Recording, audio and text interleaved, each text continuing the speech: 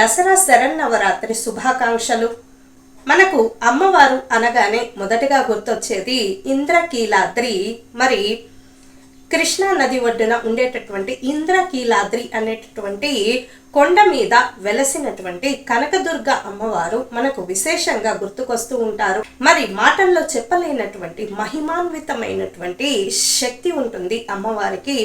జీవితంలో ఒక్కసారైనా మరి హృదయపూర్తిగా మనస్ఫూర్తిగా అమ్మవారిని దర్శించుకునేటటువంటి క్షేత్రము ఇంద్రకీలాద్రి.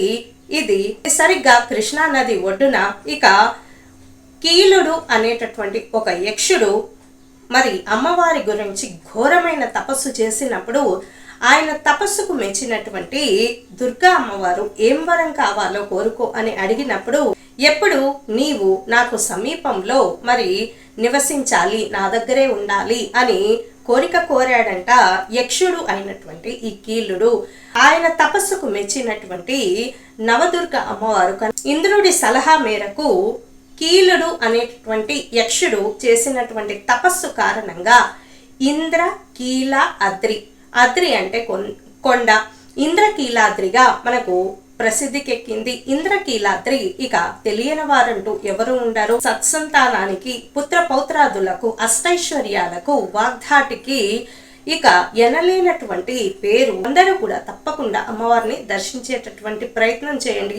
ఎప్పుడు కూడా దైవానికి దగ్గరగా, దుర్మార్గానికి దూరంగా ఉండాలి. అప్పుడే మనము అమ్మవారికి దగ్గర కాగలుగుతాము, మోక్షానికి దగ్గర మార్గం పడగలుగుతుంది. గురువు సహాయంతో కనుక మనము మోక్షానికి ప్రయత్నిస్తే ఇది సులువుగా సాధ్యమవుతుంది. ఎప్పుడు కూడా అమ్మవారిని మరి ఏదో కావాలని అడిగేటటువంటి ప్రయత్నంలో మనం గుడికి వెళ్ళకూడదు.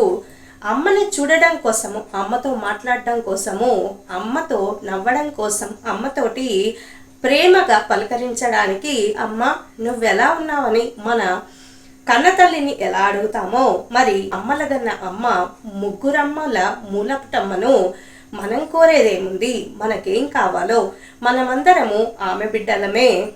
ఇక మనకేం కావాలో మనకేం అవసరమో అమ్మవారికి ఇట్టే తెలిసిపోతుంది. కాబట్టి కోరికలు అడగడం కోసమే మాత్రము ఎవ్వరూ కూడా గుడికి వెళ్ళకూడదు.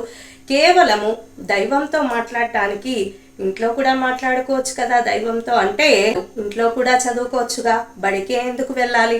గురువు లేని విద్య గుడ్డి విద్యలాగా అలాగే దైవము ఆ ప్రాంతానికి ఒక శక్తి ఉంటుంది కాబట్టి గుడికి వెళ్ళే తీరాలి. మరి ఇటువంటి చక్కటి నియమాలు పాటిస్తూ బ్రహ్మచర్యం పాటిస్తూ ఉంటే చాలా మంచిది.